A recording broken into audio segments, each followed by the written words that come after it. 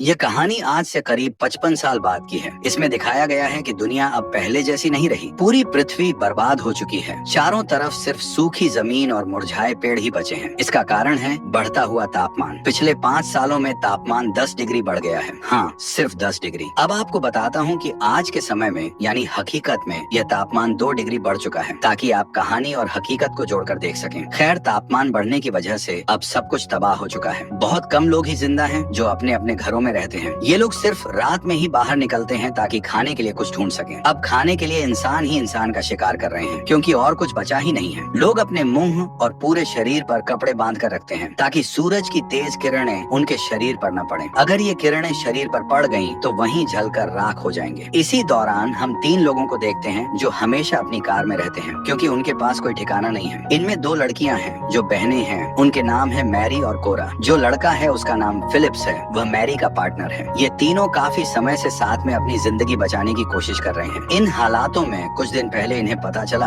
कि अभी भी कुछ ऐसे पहाड़ हैं जहां मौसम ठंडा है। वहां उन्हें कुछ और इंसान भी मिल सकते हैं, इसलिए ये सभी लोग उसी दिशा में जा रहे हैं। रास्ते में फिलिप्स ईंधन चेक करने के लिए कार से बाहर निकलता है। तब हमें बाहर का तबाही वाला मंजर दिखता है। चारों तरफ बस लू की तेज लपटें चल रही हैं। न कोई इंसान है, न ही कोई जानवर। फिलिप्स को आसमान में एक पक्षी उड़ता हुआ दिखाई देता है। ये बहुत हैरानी की बात थी, लेकिन शायद यह उनके लिए एक संकेत भी हो सकता था कि उनकी मंजिल अब ज्यादा दूर नहीं है। थोड़ा आगे जाकर ये लोग एक पेट्रोल पंप पर रुकते हैं। फिलिप्स गाड़ी में फ्यूल भरने लगता है, जबकि दोनों बहनें खाने और पानी की तलाश में एक ग्रोसरी स्टोर के अंदर जाती हैं। आज के समय में पैसों की कोई कीमत नहीं है, सिर्फ खाने और पानी की अहमियत है, क्योंकि इन्हीं की बदौलत लोग अपनी जान बचा सकते हैं। हालात ऐसे हैं कि इन्हें हर वक्त सतर्क रहना पड़ता है, क्योंकि किसी भी समय कोई दूसरा व्यक्ति इन पर हमला करके उनका सामान छीन सकता है या फिर उन्हें ही मारकर खा सकता है। अगर वह भूखा हुआ तो बहुत देर तक ढूंढने के बाद भी दोनों बहनों को खाने पीने का कुछ नहीं मिलता। तभी मैरी को बाहर एक अनजान शख्स दिखाई देता है जो उनकी कार से सामान चुरा रहा था। वह जोर से चिल्लाकर फिलिप्स को आवाज देती है। फिलिप्स तुरंत उनकी तरफ आता है, लेकिन वह अनजान आदमी भागकर ग्रोसरी स्टोर में आ जाता है। वहाँ आकर वह कोरा को बंधक बना लेता है। दरअसल वह अनजान आदमी कई दिनों से भूखा था, उसे बस खाने की जरूरत थी। इतने में पीछे से फिलिप्स उस पर हमला कर देता है। दोनों के बीच भयंकर लड़ाई होती है, लेकिन लड़ाई किसी के लिए भी सही नहीं थी। ये बात उन्हें कुछ ही देर में समझ आ जाती है। अनजान आदमी, जो खुद को जॉन कहता है, फिलिप्स को बताता है कि वह एक मैकेनिक है। उसने उनकी कार को देखा है और उसे पता है कि कार अब ज्यादा देर नहीं चल पाएगी। गर्मी की वजह से इंजन खराब हो चुका है। जॉन कहता है कि अगर उसे कुछ खाना और पानी दिया जाए तो वह उनकी कार को ठीक कर सकता है, जिससे वे अपनी मंजिल तक पहुंच सकते हैं। काफी सोचने के बाद फिलिप्स इस सौदे के लिए तैयार हो जाता है। जॉन उनकी कार ठीक कर देता है। जाने से पहले जॉन उन्हें सलाह देता है कि अगर रास्ते में कोई दूसरी कार मिले तो अपनी कार बदल लें, क्योंकि यह कार ज्यादा देर तक नहीं चल पाएगी। इसमें काफी दिक्कतें हैं। जॉन की ये बात सुनकर फिलिप्स परेशान हो जाता है, क्योंकि अगर कार ने साथ छोड़ दिया तो वे सब बड़ी मुसीबत में आ सकते हैं। लेकिन जॉन उसे सही आदमी लगता है, इसलिए फिलिप्स उससे कहता है कि अगर वह उनके साथ चले तो उन्हें कोई दिक्कत नहीं होगी। जॉन, जो पहले से ही साथ की तलाश में था, इस बात के लिए तुरंत तैयार हो जाता है। हालांकि दोनों लड़कियां इस फैसले से खुश नहीं थीं, क्योंकि उन्हें जॉन पर भरोसा नहीं था, लेकिन उनके पास और कोई विकल्प भी नहीं था। अब ये चारों पहाड़ों की ओर निकल जाते हैं और अपने साथ कुछ अतिरिक्त फ्यूल भी रख लेते हैं ताकि आगे काम आ सके। कुछ मील चलने के बाद रास्ते में एक बड़ी बाधा आ जाती है। एक आयरन क्रेन वहीं सड़क पर गिरी पड़ी थी। पहले फिलिप्स और जॉन उसे हटाने की कोशिश करते हैं, लेकिन वह जरा भी नहीं खिसकती, इसलिए वे उसे कार से बांधकर खींचते हैं और साइड में कर देते हैं। इसी दौरान उन्हें खाई में एक कार गिरी हुई दिखाई देती है। ऐसा लगता है कि उसका कुछ दिन पहले एक्सीडेंट हुआ होगा। वे नीचे जाकर देखते हैं तो कार के अंदर खाने पीने का सामान मिलता है। खाने और पानी को देखकर वे बहुत खुश हो जाते हैं, क्योंकि यह उनके लिए किसी खजाने से कम नहीं था। कुछ ही घंटों में रात होने वाली थी, इसलिए उन्हें जल्दी से यहाँ से निकलना था और कहीं रुकने के लिए एक शेल्टर की जरूरत थी। एक बॉक्स जो ऊपर कार में था उनके लिए जरूरी था, ताकि उसमें पानी भरकर आगे ले जाया जा सके। फिलिप्स वॉकी टॉकी से मैरी को कहता है कि वह उस बॉक्स को लेकर नीचे आ जाए, लेकिन मैरी मना कर देती है और कहती है कि वह अपनी बहन को अकेला छोड़कर नहीं जा सकती। फिलिप्स उसे बहुत समझाने की कोशिश करता है, लेकिन वह नहीं मानती। जब यह बात कोरा सुनती है तो वह कहती है कि वह कोई बच्ची नहीं है और अपना ख्याल खुद रख सकती है। उसकी इस बात से मैरी गुस्से में नीचे चली जाती है, लेकिन जब वह नीचे जा रही होती है तभी ऊपर से कोरा की चीखने की आवाज आती है। ये सुनकर तीनों तुरंत ऊपर की ओर भागते हैं। भागने के दौरान मैरी का पैर मुड़ जाता है और वह पत्थर से टकराकर गिर जाती है। इस हादसे में वह बेहोश हो जाती है। कुछ समय बाद जब मैरी को होश आता है तो वह अपने आसपास किसी को नहीं पाती। चारों तरफ सन्नाटा और अंधेरा छाया हुआ था। रात हो चुकी थी, लेकिन उसे अपनी बहन की फिक्र हो रही थी। वह ऊपर जाती है, लेकिन वहाँ भी कोरा नहीं थी। तभी जॉन अचानक आता है और उस उसका मुंह पकड़कर उसे खींच लेता है। वह मैरी को बताता है कि असल में वहाँ क्या हुआ था। जब मैरी बेहोश हो गई थी तो वे ऊपर गए, लेकिन वहाँ कई लोग थे जो कोरा को घसीट कर ले जा रहे थे। वे लोग संख्या में ज्यादा थे और बहुत भूखे लग रहे थे। अगर वे तीनों वहाँ रुकते तो शायद उनका भी वही हाल होता। जॉन बताता है कि वे लोग किसी भी हद तक जा सकते हैं, अपनी भूख मिटाने के लिए इंसान को भी खा सकते हैं। ये सुनकर मैरी अपनी छोटी बहन के बारे में सोचकर रोने लगती है। तभी उसे फिलिप्स भी मिल जाता है। मैरी उसे गले लगाकर कहती है कि उन्हें उन लोगों तक पहुंचना होगा जिन्होंने कोरा को पकड़ रखा है। न जाने वह किस हाल में होगी, लेकिन फिलिप्स उसे मना कर देता है। वह कहता है कि उन लोगों का पता नहीं है कि वे कहाँ गए। हमें पहाड़ों की ओर जाना चाहिए क्योंकि वहाँ इंसानियत है, वहाँ हम जिंदा रह सकते हैं। अगर हम कोरा को ढूंढने की कोशिश करेंगे तो शायद हम सब मारे जाएंगे। फिलिप्स की बात सुनकर मैरी और वह